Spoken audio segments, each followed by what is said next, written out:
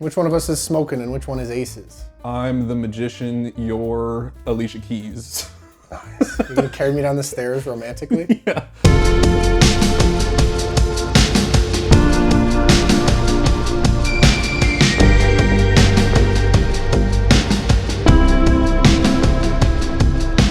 Anyway, we're getting way ahead of ourselves. Smokin Aces! We're talking about Smokin Aces, Avery. We are. This was my pick. We're here back doing a deep dive for the first time in a hot minute. You people all demanded that we talk about 2007's forgotten action masterpiece, Smokin Aces, so we gave in. You can stop now. This is my pick, because I kind of love this movie. I have a bit of a particular connection to it in that I have a very specific memory when I was like way too young, like 7. My brother recounted the entire plot of it to me in an Applebee's in rural Illinois. That would be so hard to do. It was crazy. We took like an hour and a half. Like it took the whole length of the movie to do it because he had to do it. I can't recount the plot to you today, and I took notes. Yeah. So that was my first introduction. Then like 7, and I was like, wow, my brother's telling me about it. It must be the coolest movie ever. Like 7 or 8 years later, I watched it, and I was right.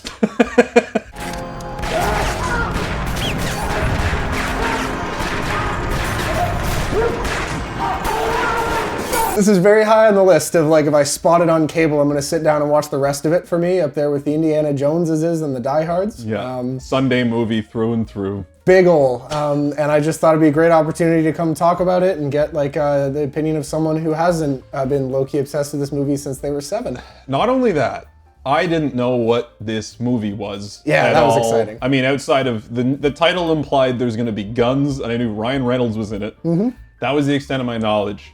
So I came into this thinking this was going to be like a dad movie. Yep. Like a boilerplate dad movie. Right. I don't know what is Non-stop with Liam Neeson. Sure. One of those. Yeah. You know, like a very... And I was kind of confused why I wanted to talk about it. I was like, maybe there's a personal connection. We'll get into this. It took me an embarrassingly long time to figure out what this movie is. Okay. In terms of like... It is a comedy, I think. Yeah. I think it's a comedy. Okay. At least borderline farcical action movie, or it borders on parody. Yeah. The level of extremes this movie goes to, and like how it doesn't take itself seriously at all. So I guess coming into this, I'm thinking this is going to be by the numbers, take itself very seriously, grounded, gritty action movie where Liam Neeson does some action stuff. Right, sure. If you went into this movie thinking this is going to be a very by-the-numbers dad action movie, and you get this movie, it takes you a long time to be like, oh. This guy, you know, he's a strung out, washed up, has-been, jerk, snitch, fucking drunk, 7-layer loser. Yeah, see, I had this note that, like, I've now seen this, like, 7 times, right? Right. And so I'm very aware what I'm getting going in, and it's hard for me to put myself... But I have this in my notes that I feel like a lot of people will not understand what this is and not expect the right thing, and probably... not enjoy, and I even flipped through some of the IMDb reviews, and a lot of it is people not understanding what they're watching and being mad at the discrepancy. Yeah. Like it's not enough action, it's not serious enough, it's too serious, it's too wrong. But like once you know, I don't think every single review I read, I'm not sure watched this movie, or yeah. like they didn't get it because it was like 6 out of 10, a fun action romp, and I'm like, I feel like this had to be like 9 or 1. Like for a lot of people. I don't get how you could have an okay time. Like either this is gonna really work, because it's such a specific, hyper elevated, like way beyond what I thought it was gonna be in terms of scope. You're either gonna like it or you're not. I can't believe you could be middling about this. To approach this as like a fun action romp. It's like, no. This movie's like fucking bizarre. Yeah. I really liked it. I really liked it. But I think it's closer to like going into, like you think you're putting on a John Wayne Western. Right. And you put it on and it's Django Unchained. That's yeah. a closer, where it's like, oh, this ain't...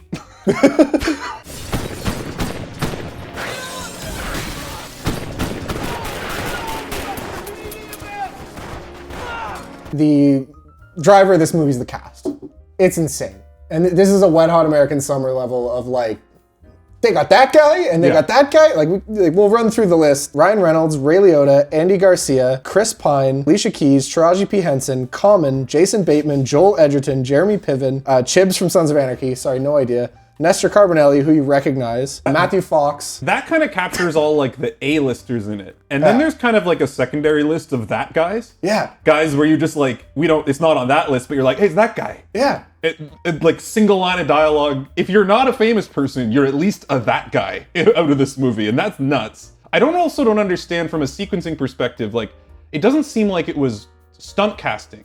No. Like, this was just the weird time in history where it was kind of just like stars aligned. A bunch of these people, like, weren't quite famous. Yeah. Like, I don't think Chris Pine had been in anything at this point. He was nobody. No, but it feels like a movie where the trailer slams all the names at the end to be like, come watch this movie. We hired everyone you know. Probably. But they didn't know, but it wasn't that because they weren't famous yet. Or they weren't famous enough some of them yet. were. But that wasn't like, that didn't seem like the hook. Yeah. I'm curious what the marketing was at the time, because to me, if this movie came out now, the whole thing is the It'd be cast like the they've assembled. Expendables, It's right? like the Expendables. But I didn't it get the isn't. sense it's that. They just cast them in these roles like because they were actors working at the time. Yeah, it's like, this isn't like the Expendables or The Men Who Stare at Goats is another example where it's not just like, wow, like look, or even Ocean's 11 where it's like these are all A-listers. Yeah. Like, they're all kind of B-listers, but they're all like value over replacement guys. Yes. They're all like above average for what you're signing up for. Some of them way above average. Yeah. Like getting Joel Edgerton to be the guy wearing a skin mask so he can't talk. Like that kind of perfectly summarizes like the level of talent and how it was used in the movie. It's not that this movie isn't a real movie. Right. But it's that it's an unserious movie. And I thought it was going to be a serious movie. I thought it was going to be a movie that took itself very seriously, took the subject matter seriously, and pretended to be grounded like in real life, like a cop procedural. It's a lot closer to like Tarantino without all the flair. Yeah, that's the first thing I thought of was like Tarantino, not ripoff, but like clearly an homage to not Tarantino dialogue, but Tarantino set pieces. And even just climaxes. it feels like it was written a lot like Pulp Fiction.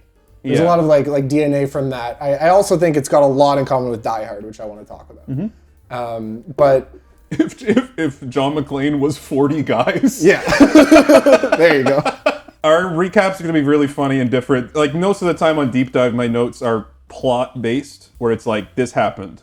Thoughts about that scene. This happened. I started like that, and then it divulged into like, I can't record every scene, right? And not all of them are relevant. No. So I just started recording the things I thought would be fun to talk about. I think chronologically this movie is difficult, despite your brother's best efforts. He did great, I'll just tell you. We should have had him on, because I don't think my notes are necessarily in order. Despite the scene to scene being very convoluted, the premise is actually really simple, right? Yeah. It's Jeremy Piven is he's Jeremy Piven. He's his guy from Entourage, like a douchebag mafia wannabe who's flipped on the mob, is hiding out in the penthouse of this hotel casino in the middle of nowhere, and a big hit goes out on him. $1 million to whoever gets him.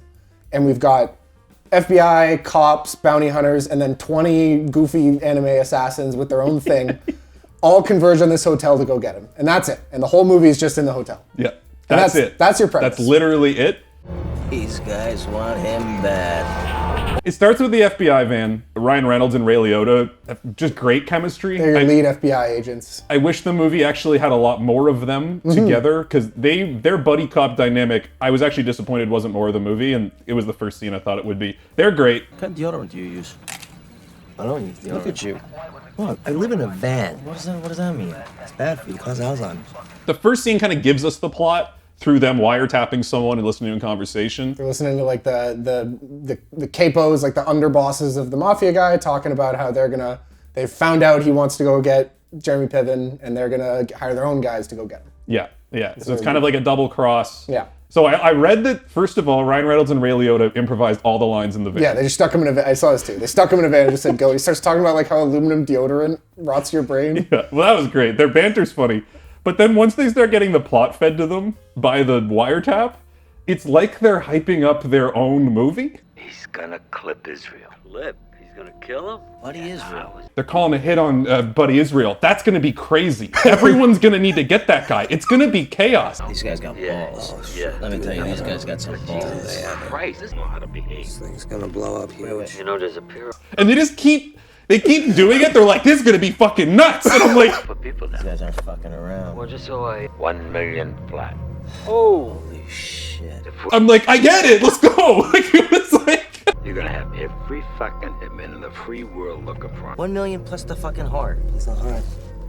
These guys want him bad. The funniest part about this is that they basically give you the whole plot here. Yeah.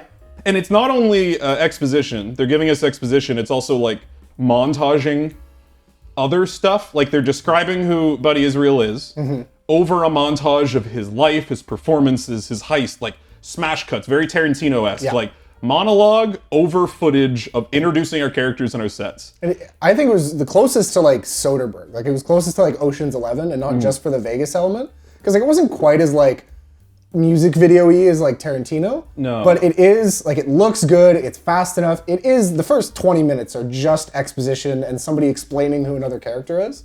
But in a way that I thought never dragged and served the movie.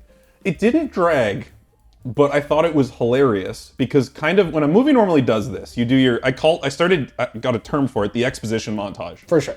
That's what this was. The FBI exposition montage, I'm like, great, I'm ready to go. What's his connection to Israel? Bratz introduced Israel to the life. Gave him his first big break on stage and brought him up through the ranks. They then proceed to do 4 more before the movie really starts because they do an exposition montage. Yep. Ben Affleck gives us an exposition montage from the pool hall.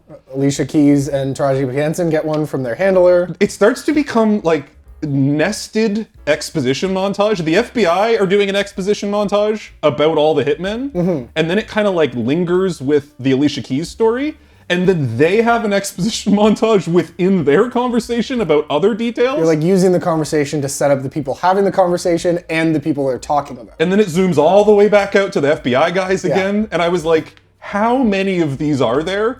Because it's really not that complicated. Like, I kind of got it in the first one. I was frustrated by this when it was happening, again, because I didn't know what this movie was. Right, It's okay. pretty quickly revealed that, like, once we're done with all these exposition montages, it's going to essentially be a bottle movie in Lake Tahoe. Yep. And we're never going to leave again, and there's no more plot to articulate. So retroactively, I was like, okay, I actually love the opening, knowing that we never have to do it again at all. Yeah. The rest is just shoot 'em up action. We have just entirely set the stakes and you now like know who to look for. Yeah, And exactly. I think that, yeah, I totally hear what you're saying on the first watch. For how stuffed this is, I think they use everyone. oh, And oh yeah. well, they- like there's not too many guys and there's not too few guys. I think they did a really good job of that. my brain did start to hurt when they kept introducing guys. I'm like, surely it's enough Yeah. guys. I'm a little biased about this because I'm just sitting here like, yeah, that guy. I Well, remember that again, I thought it was enough guys when I thought this was a serious movie. Right. When I learned it was not a serious movie, I'm like, they're bring gonna need more more guys. guys. We don't have enough guys. They must not succeed. Then I think our next bit is that we go to spending some time with Jeremy Piven and his entourage in the penthouse suite. Yeah. And I didn't mean that to be a pun. That was unintentional. It but is he Jeremy literally is Piven's there with his entourage. Jeremy Piven is an insufferable douchebag, Yeah. which is perfect. Yeah. He's great in this. Yeah. You hate him so much. Yeah, he's just a Like from right away. And there's this whole scene where he's like talking about how someone Joel Edgerton ruined his calfskin jacket. because he came on his jacket. Do me a favor, will you? Will you tell me what that is? That looks like some fuckhead shot his load on a $12,000 calfskin jacket. It's like halfway through the scene, I'm like, is that Joel Yeah. Edgerton playing an Eastern European guy with the sunglasses? With the weird hair. Yeah. And I'm like, that's a weird choice for Joel Edgerton. that looks like a mask. Little did I know where that storyline was going. Get out of my fucking sight. And structurally, we now never leave Lake Tahoe. Every other character we've introduced, from the FBI to the hitman to the bail bondsman, they all go to Lake Tahoe. It is now, if you treat the hotel in Lake Tahoe as a bottle, it's a bottle movie, except for the eye patch karate kid. Yeah. Okay. Yeah. We'll get to We'll that. get there. We'll get to that guy, but if we kind of exclude that, it's more or less a bottle movie. Bitch, I'm about to ball this. Some other introductions, the bail bondsman, which is like Ben Affleck and other that guys of the bail bondsman. Yeah. Go to meet Jason Bateman. Which, This is before Arrested Development. I don't know what he'd done. He was like a kid actor, I think. yeah, he was probably one of the most, like, this felt like a cameo Yeah. more than any other role.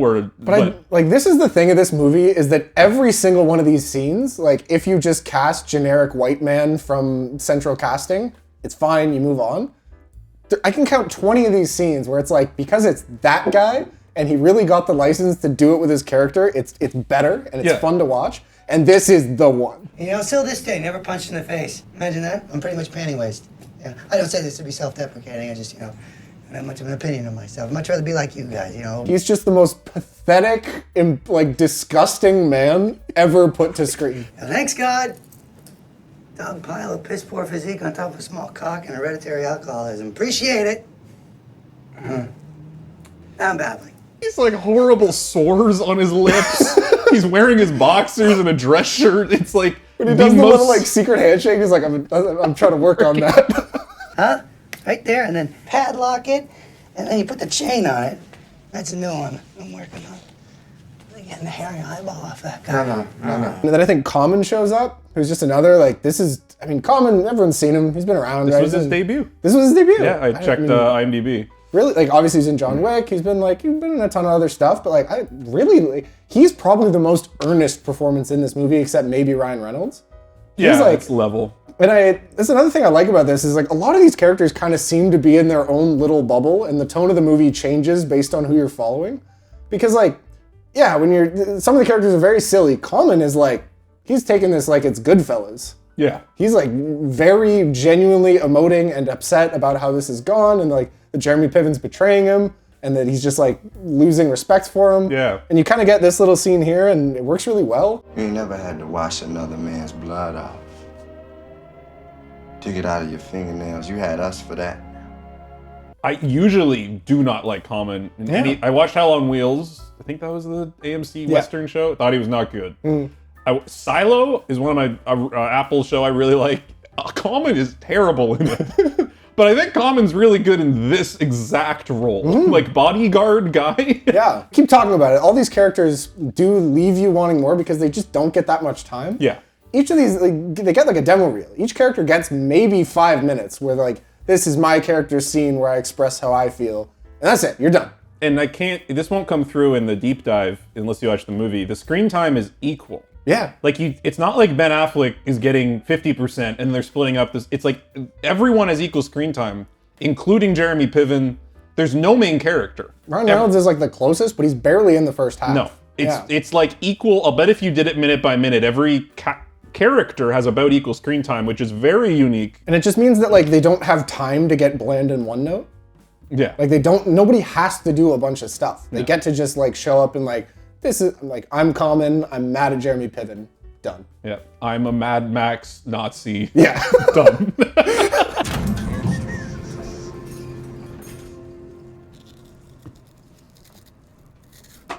Most of the things I want to talk about in this movie are things I just thought were really fun and interesting. I'll give one negative note at this point that does happen throughout the movie, but it's only really worth saying once.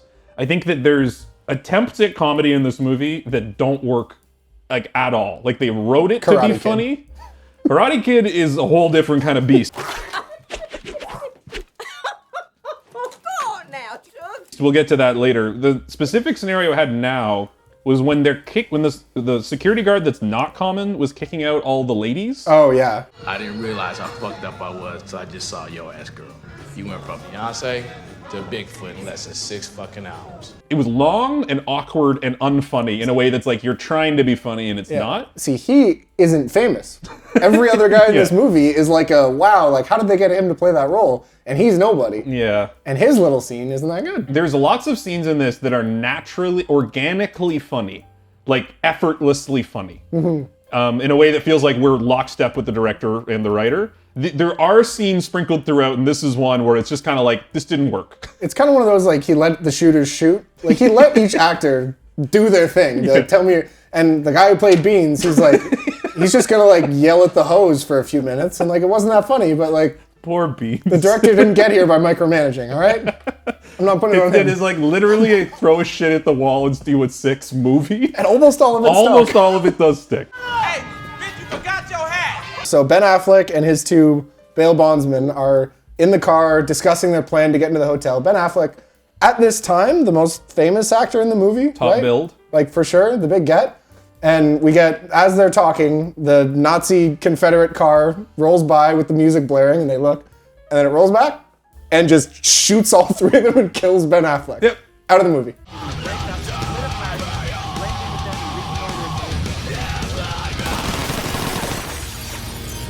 This was so funny. Also, one of my first clues that this movie is not what you think it is. Yeah. Not that the first time the Tremors show up have any sense of realism, but when they killed Ben Affleck, I'm kind of like, oh, everyone can die at any moment. And that's what's so great about it. That's what's great about it. It sets stakes. This is your Ned Stark moment. We were like, oh, wow. It's a Ned Stark moment. but so funny. But where you kill Ben Affleck, then draw a Hitler mustache on your face, and then go over and do a weird monologue where you move his mouth to, like, puppeteer his mouth. I'll forgive you, Darwin. Shoot, I appreciate that, man. I love it. Other than that, it's a lot like the Ned Stark scene. But it is functionally the Ned Stark scene. You know, up here in heaven it's beautiful. Ready? So many of the characters feel like they're just in this little bubble, and like as they walk through the movie, they like turn it into their movie. Yeah, they all have their own tone. And I think this is one of the starkest illustrations of it. Is like Ben Affleck is in his movie, and the Tremors roll up, and they're like, this is our movie now. Yeah. And they just make like they murder him real bad and make it like so silly and ridiculous and over the top, and every scene they're in is that way. I think that's so accurate, and also something I almost wish I knew going in. Mm-hmm. I think if I knew that was what the movie was kind of doing, yeah, I've spent a lot less time busy trying to figure out the tone. Because once you get that, the whole movie starts to make a lot more sense. I know so.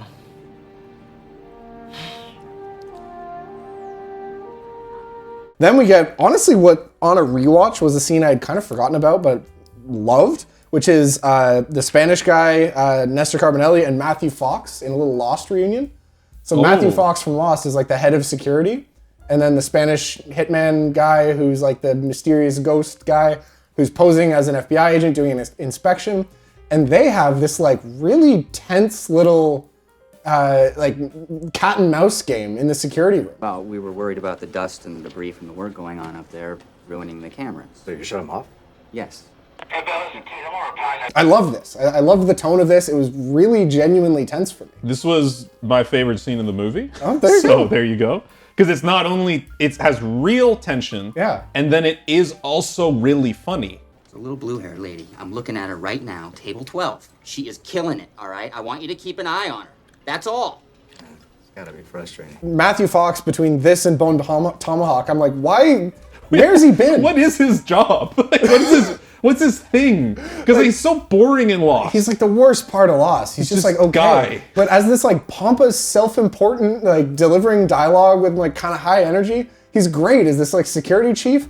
And his death scene was like genuinely sad. Yeah, I know. It's like an Assassin's Creed bit. They like spent some time with him. Am I really dying? Yeah.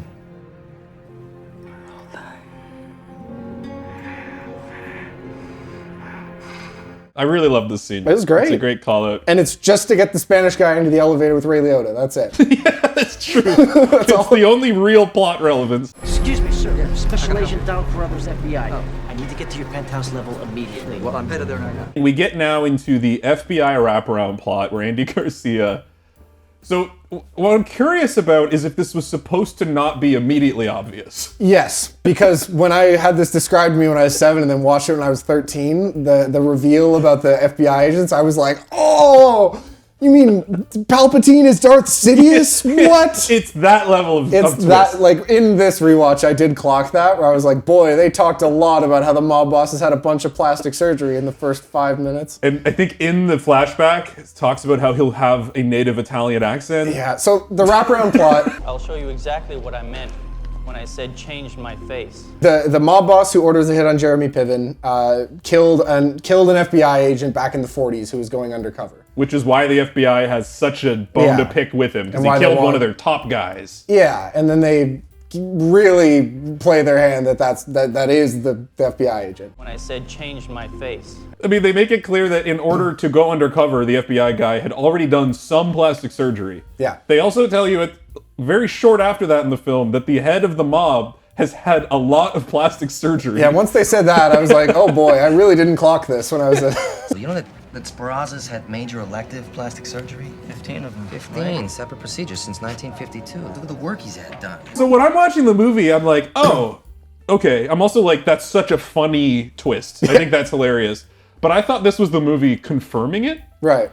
They come back to Andy Garcia like 2 more times, and he still hasn't put it together. There still is like, and I'm just gonna spoil it because it doesn't matter, but like there still is the minor twist that Israel is his son. Yeah. Like that, like there's a little bit more to it, but the fact that the mob boss was the FBI agent is like, yeah, they do kind of play that like it's a twist after basically telling it to you twice. Because they tell it to you, I'm like, oh, okay. And then the next scene with Andy Garcia is him in a car flashing back to the first scene. Yeah. And recounting it in his head and going, I'm like, I know. You're the director of the FBI. Surely you get it. And then when it got to the very end of the movie and he actually revealed it as a twist, I'm like, they still don't, we're not supposed to know yet? In cosmetic surgery, I will have my ears pinned back. Removing a slight piece of bone in my chin, I will alter my jawline. So you may remark that for this being an action movie about 12 assassins, we've only had 3 guys die so far. And really and not a lot much of action. gunshots. I'm going to use a word that feels kind of crazy to use with this movie, which is restraint. I know how it sounds with the cover and what's going on, but like, really, yeah. The last hour has just been character setup and dialogue and like setting the stakes and getting you like to understand the plot and the players, and then it's essentially set up the dominoes. Yeah. And now we just flick and them. That's a lot of time and work for a movie like this to set up dominoes. Again, that kind of way that kind of feels like Die Hard. And now we get into the elevator scene between Ray Liotta and Spanish guy. And that's where we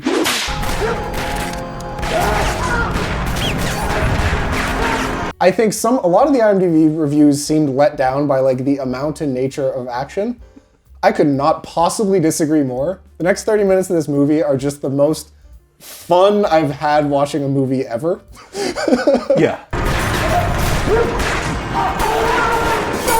This is like a genuine tense scene where him and the Spanish guy are in there, they're kind of figuring out who each other are. And then they Django Unchained shoot each other 200 times each. And it's just like... And I think this is where the movie kind of pulls its mask off a bit. Yeah. Of like, here we go. Now we're doing the thing. Because then we get, right after that, we get upstairs. Alicia Keys is stuck in another elevator. Ryan Reynolds and his FBI guys are there. And here's, like, this is where we're going. Because Taraji P. Henson starts shooting the sniper that's basically a tank cannon. And blowing FBI agents, like, out the other side of the hotel.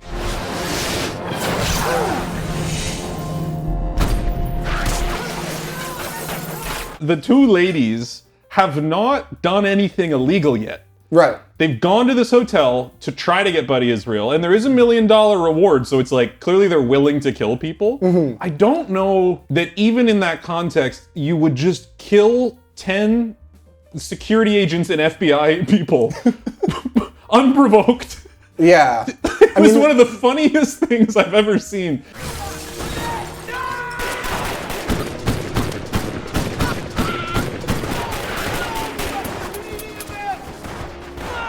They lean into like that Taraji P. Henson's in love with Alicia Keys, and she's like super overprotective of her. But Alicia Keys does call it in. She's like stuck in the elevator. Ryan Reynolds is like telling her to come out. He like, because she's in the elevator with Ray Liotta and Spanish guy, and like she knows they're feds and they're dead, and she's like thinking she's gonna get got for it. And then we just start shooting.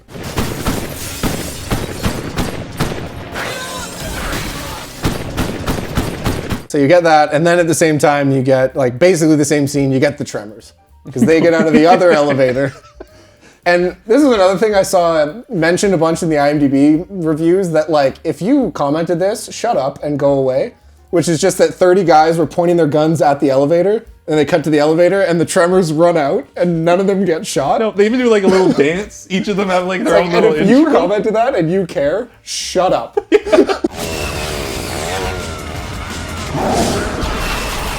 This movie doesn't overdo the Tremors, right? Like they're the neo-Nazi insane guys who just have 100 guns and packed with dynamite. Like the movie understands that these are not compelling They're just protagonists. Mad Max crazy guys. So you get one scene where they're just like swinging machetes and throwing grenades. Shooting a guy's arm so he destabilizes to fall into a running chainsaw. That's one of the better kills. And you just get like 10 minutes, like not even, like 2 minutes of this, and then Common kills 2 of them and Chris Pine runs away, and that's it. Yeah. Tremors are just done. It doesn't overplay its hand. It actually doesn't. It tastefully uses the Mad Max psychopath. The scene of him getting the chainsaw caught in the chandelier and just screaming. I also really like the scene where Common is arguing with Buddy Israel, Yeah. and Buddy Israel has like an emotional argument where he's doing magic the whole time. I don't know if this is a hot take. I think it worked. You see exactly and only what I choose to show you. He's like, you're a joker, Common. Like, that's the real dialogue. Making the magic happen in the moment, in that split second. And, you know, Jeremy Piven's a good actor. Common's a good actor. They're, like, real emoting They're doing here, it. but they do have that in. Yeah. And it's, he, like, literally, like, sticks a card to it. And then he, like, they kind of up it when he flicks the card, like, into Common's forehead. And that's, like, how he escapes. Yeah. But, and then, like, this happens 3 more times when he finds out the deal's been pulled and, like, it's over. And he's literally just sitting there, like, strung out and depressed. And he just, like, starts pulling aces out of the deck. Get it? I'm smoked. I'm aces. That's the movie. They're yanking us, buddy. But no, you know what? Let's talk about Hollis. Let's talk about Hollis. Is Hollis the bathtub grandma karate kid? Yeah, so that's Ben Affleck's one friend who the other 2 guys Ben Affleck and the other friend get killed. So around here, Hollis wakes up in the lake and like limps out and up to this just random house. And yeah, like a trailer park in the woods, presumably nearby. Yeah. See, I knew this was coming, so like I just was like, yeah, that kid. But like I'm very curious. I want to hear your take. First time the kid shows up, I thought I just missed something. I'm like, I don't think I have the context to understand what just happened. Speak, come on. Speak out. Bitch, I'm about to ball this. The next time a kid shows up would be the bathtub scene. Yeah. Where grandma shows up, he's in the bathtub. She like brings him, he's got like hypothermia and she's like used to be a nurse. It's just this random lady. So she like puts him in the bathtub. She has to get her dildo out of the bathtub to put him in. Yeah, this is the longest note I've ever written in Deep Dive because there's this scene where this eye patch karate kid like shadow boxes at our guy and then it's edited like a Tim and Eric video. Yeah. And then he gets a boner. Yeah. This like child. He's like 13. Yeah, and then that's like the scene. I feel like you're eyeballing me, dog. I don't like punk bitches eyeballing me. So I'll just read you my note verbatim and then let's discuss. So I said the bathtub grandma scene is amazing and jumps the shark in a good way, or maybe they had always jumped the shark and I feel dumb for thinking the movie was serious.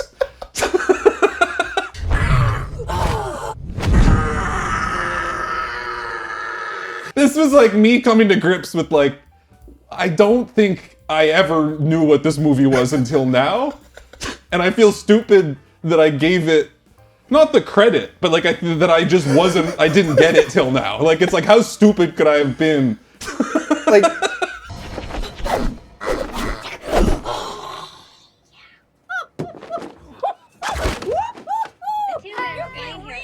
this is like the Zed in the basement scene from Pulp Fiction, Yeah. but just not done by Tarantino. And it makes way less sense and doesn't work as well, but it's as insane. Yeah. I think at closer, this is going to be a real deep cut, but like Oh, one oh. person out there will get it. This is the scene where the kid does karate in Eli Roth's Cabin Fever.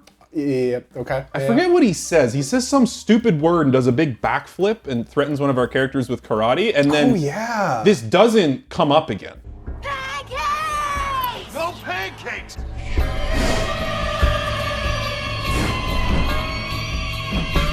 It's like that scene. Yeah. They tried to do Zed in the basement and they ended up doing the Cabin Fever kid, Karate Kid. And it's not just because it's karate, it's because it's so out of place.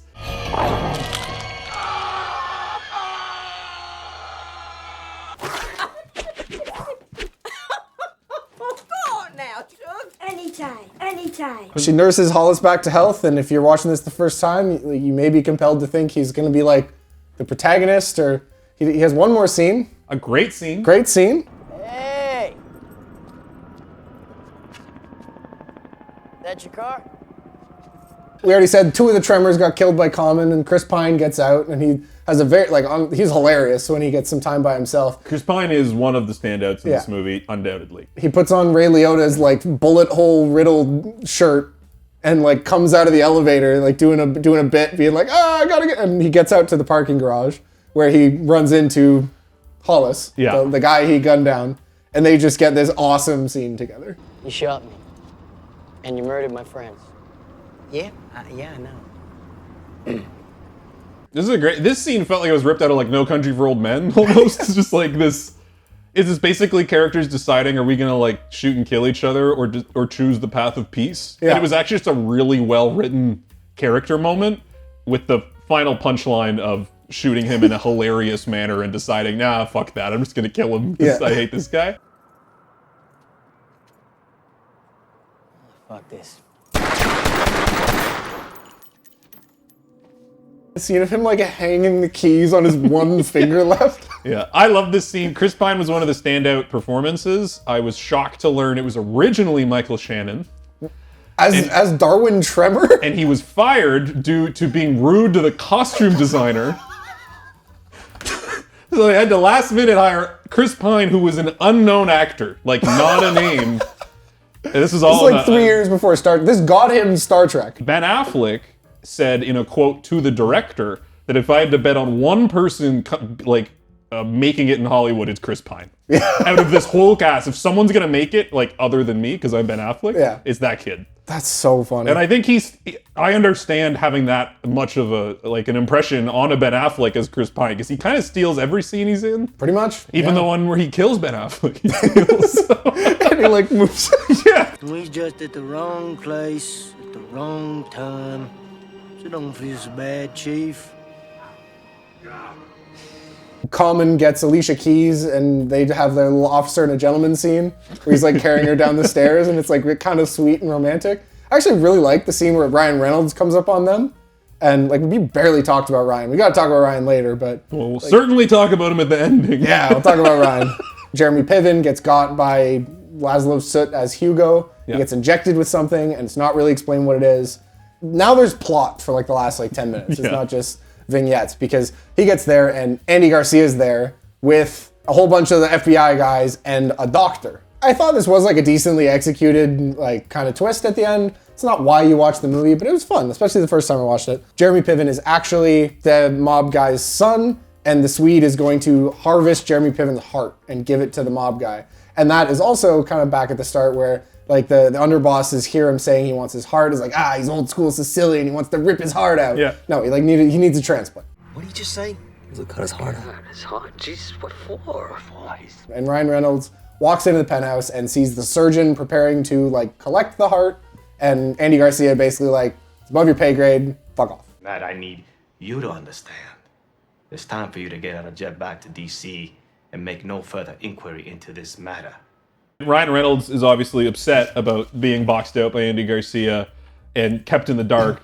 Has a great scene where he walks across the road emotionally pushing and shoving people. I'll put a little clip in here. I found it hilarious for whatever reason. And then we get into the third act, the final twist, which is like Ryan Reynolds, Andy Garcia back at FBI headquarters. They confirm everything you just said, the father-son angle, all that shit. Ryan Reynolds not happy. Ryan Reynolds here, I really liked it. I think his value over replacement for this part was awesome because you said you really liked the dynamic between him and Ray Liotta, and I agree. I think so much of it though is this part because Ryan Reynolds genuinely emotes and plays like, I am so upset Ray Liotta died over nothing, over like trying to save the life of this mob boss. You withheld information while Carruthers lay dying in vain and in the dark. And your reasons for doing that are exactly what? You know, the tone of this movie has been jump aroundy based on like what scene you're in, but the last like 20 minutes, you really do get this, that like Ryan Reynolds is like ready to throw away his career and like do literally whatever it takes because he's so like distraught that Ray Liotta died. And like from the first moment when he finds Ray Liotta in the elevator, like all shot up, to this, it works. Like I bought this character and his emoting. And I think you insert Dylan O'Brien, Scott Eastwood, whatever handsome generic white man, you don't get there. And retroactively, Ryan's ability to emote through this part and like make me believe how much he cared about Ray Liotta and like how upset he is about this, kind of like ended the movie on an unexpectedly effective emotional note for me. Almost for me. It works for me, but I get it. Up until the literal final act of the movie, which was a laugh out loud moment for me, which we'll get to in a second. Okay. I think Ryan Reynolds does a good job here, and I had an similar reaction to you of being like, I forgot he was like an actor. Yeah. Like Ryan Reynolds has always done comedy, but he has done dramatic roles, and for a long stretch was doing primarily dramatic roles. Yeah. And some of them like very well received, and awards, things like that. I think in 2026, it's hard to see Ryan Reynolds as anything but Deadpool. I know. Yeah. And just the Ryan Reynolds persona. The guy owns a fucking bank. Yeah. Like he's not like a cell phone. Yeah, whatever.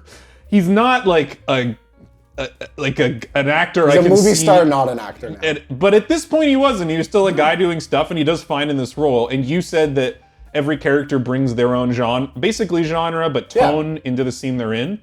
Ryan Reynolds' story is melodramatic cop procedural. Yeah. Where it's like, it's the equivalent of like one day before retirement level tropes, but it's like my partner died and I'm on a revenge quest. Yeah. Where I think it reverted back into full comedy is when he unplugs the life support of Jeremy Piven and the mob boss at the same moment and locks the doors and retires from the FBI all in one motion.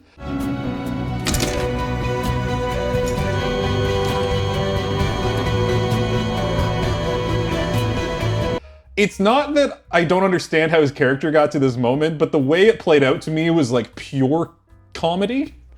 I think intentionally, and this isn't me knocking on the movie, I think it was the movie's triumphant final, like, mask off of like, this is the tone, this would never happen in the FBI, it's silly, but it makes sense for Ryan Reynolds' character, and it's not like incongruous with the rest of the movie. Mm-hmm. I don't know how else you end a movie like this other than this scene. I did love it, but it is hilarious to me.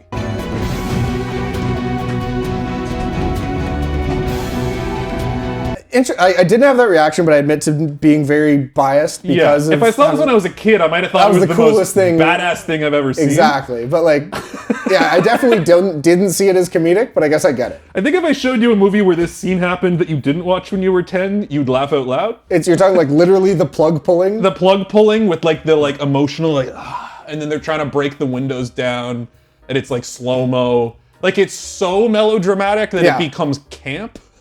Okay, yeah, that's what I'm saying. I don't disagree, and I think that's totally a fine interpretation. Like I'm 13 watching that, and I'm like, that is the most badass shit.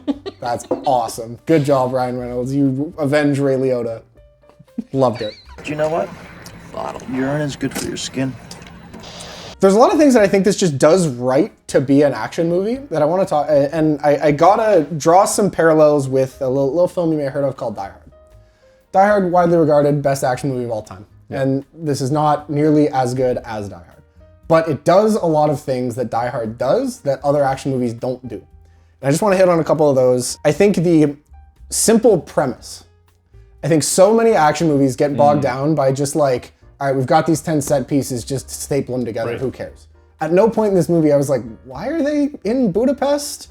Why are they trying to get that briefcase? Like, so many action movies really, this is like, you get it. They gotta get Israel. He's on the penthouse. That's it. You gotta have a lot of confidence in your movie to do it too. Because you need to trust that the stuff you're showing us is so entertaining, we don't need a weaving plot. Yeah. We don't need all that. It's gonna be so fun in this one hotel that we can stay here the whole movie. I think they pulled it off, but you do have to have some balls to go for a plot that simple. Yeah, they just like show all their cards.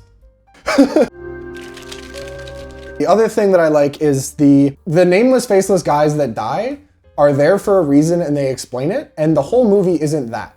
There is the scene where like the hotel security team all gets shot up by the sniper and the FBI guys get messed up by the tremors, but they explain why those guys are there.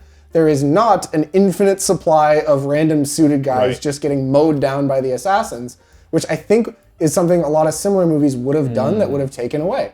Basically every action scene, except for those two, which are just candy, is between two like main characters that are big name actors, and one of them either dies or is incapacitated from it.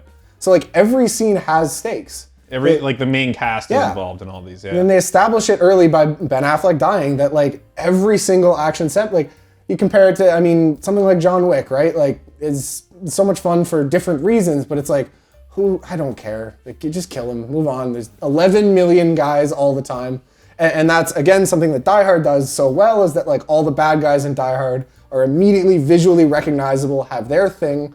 Every fight between John McClane and one of the bad guys is like has stakes because you know who all the people are. You have the you understand them in your head. And for how silly and over the top this movie is, nobody's immortal, right? Like Ryan Reynolds is not kung fu fighting 100 guys, like nor are any of the assassins. They basically all die the first time that anyone starts shooting at them. Yeah, everyone feels super fragile, disposable, expendable. And like for a movie like this, especially with these actors, the idea, because like go watch The Expendables, right? Like everyone's immortal and you don't care. If someone starts shooting at Jason Statham, you feel nothing in any movie ever. And like in this movie, you just genuinely think that anyone might die all the time. It makes me realize The Expendables should have been a free-for-all, not they're on a team. They should have all been trying to kill each other. It would have been way more fun. Yeah, but then they all got to sign contracts. That none of them can ever lose a fight. That's true. I have one kind of closing thought on this, and it's about a book. So I'm currently reading through all the Expense books. Yeah. I'm doing the audiobooks for these because I'm listening to them at the gym. And as I've been listening to Chabola Burn, I think there's a lot of similarities actually. In the Expanse books do this in general, but Chabola Burn is the quintessential example of this in The Expanse. It's the one on the planet, yeah. It's the one on the planet. I won't go into spoilers for The Expanse. I'll keep it very vague. But the idea is Chabola Burn is a slowly escalating stakes book. It's just like, here's a situation, here's what everyone wants, here's everyone's motives. Something sets it off, and the rest of the book is just this, everything goes wrong that can go wrong, and our heroes have to find their way out. Very similar structurally to Smokin' Aces, and it ends in this big, giant climax where all the players come together and are, it's the same shit. The problem is in The Expanse, I know our whole main cast lives. Yeah. I also know that it's grounded in like realism, like they care about science and they care about like there's the authors. The rules for the police. Yeah, they won't allow themselves to go into hyper realism because it still has to be grounded in this universe. So I'm getting to the point in this book, it's still a good book, the Expanse series are great, but I'm getting to the point in the book where I'm kind of like, it's still ratcheting tension, and I have like many chapters left, and I'm like, I'm ready to wrap it up. I'm ready for a new story, because none of you can die, I know our heroes will prevail, and I know nothing that crazy can happen within the confines of this universe, so it's kind of just like, move on. As I watched Smokin' Aces last night, and I was listening to this book today, and I made this connection that Smokin' Aces has unburdened itself from those problems because it doesn't everyone can die. There's no follow-up. I mean, you said there's a sequel, but clearly it's a sequel when they wrote, just in that it's a different thing with assassins, and they bring in 3 new Tremor brothers. This story is done. They didn't need to be concerned with any of the stuff that a normal narrative does in terms of being realistic or being open for sequels. They could burn it all down. And it made me realize, I don't know what you call this genre. I coined it escalation porn, or I guess just an escalation story. It's just like, set everything up, knock the dominoes down, and see what happens. Yeah. That story works for me when you can burn it all to the ground, like they do in Smokin' Aces.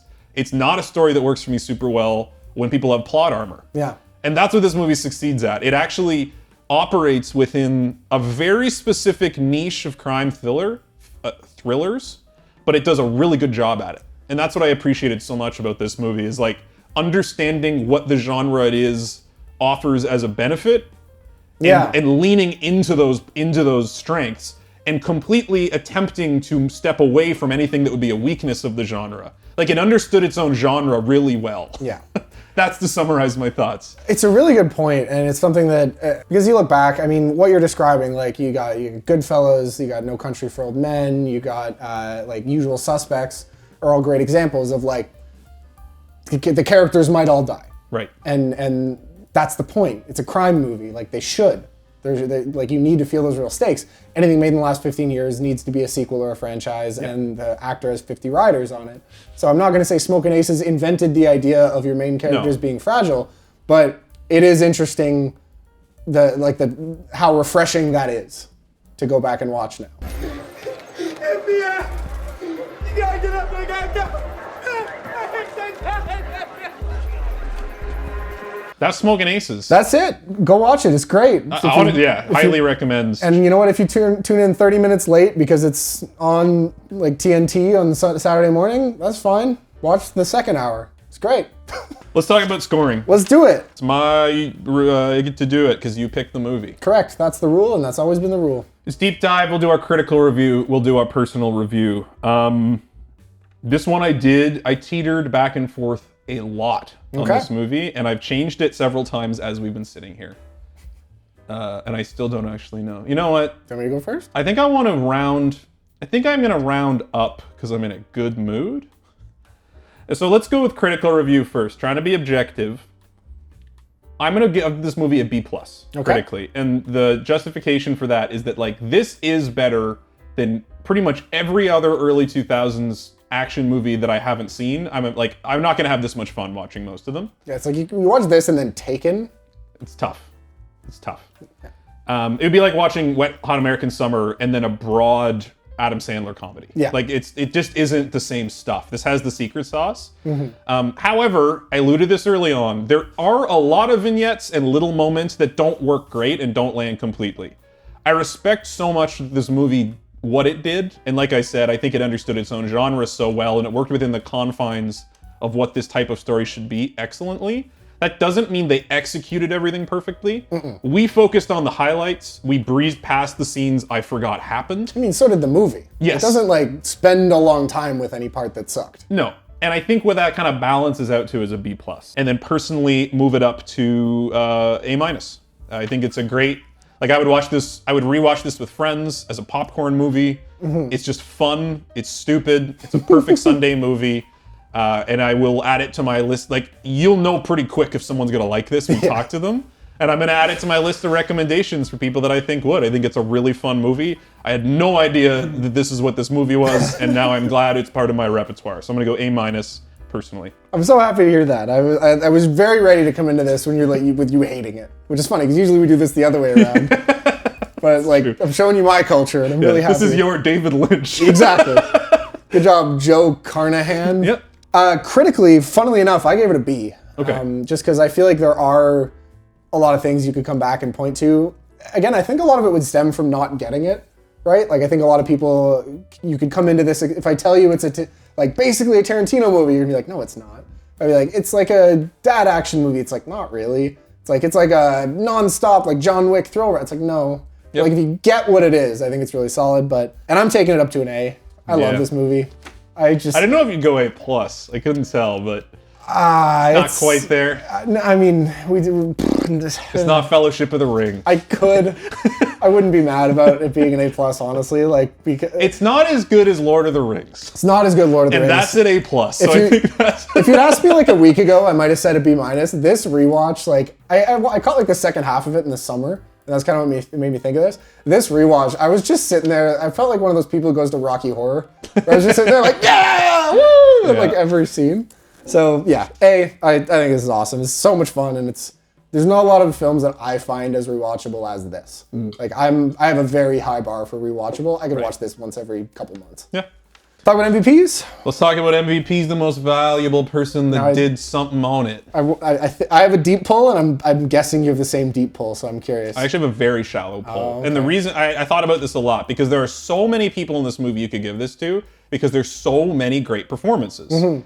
There's also lots of stuff behind the scenes that obviously went really well.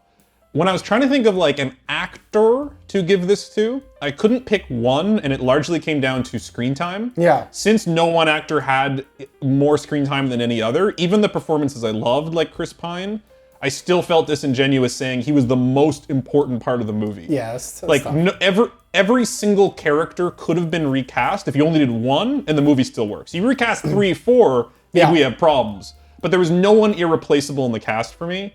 I went with the writer-director Joe Carnahan. I think that the reasons I like this movie are largely structural, based around like how smart he was with using the genre. Yep. I think the writing is pretty tight. I just think this movie would be really hard to pull off structurally. That's the hardest thing about this, and most directors couldn't do this movie or would fail completely. So I just have to give it like for an overall creative vision perspective, not knowing what this movie was, learning what it is, and then like respecting it so much for kind of working within its own confines, I'm gonna give it to Joe, which is funny because I looked at the rest of his filmography and nothing stands out to me to show that like he continued to work in the same. Well, I heard he did a movie a couple years ago called Cop Shop with Gerard Butler and Frank Grillo that people said is like a lot like this movie and really fun. and that it was also misunderstood because it kind of goes to similarly campy, elevated stuff. Sure. So I'd be curious to check that out. I wouldn't be surprised if he got a chance to make a movie he was really passionate about and spent a lot of his career doing like director for hire stuff. And I don't want to not give him his flowers just because the rest of his filmography seems a little bit lacking. Yeah, he just did a lot of...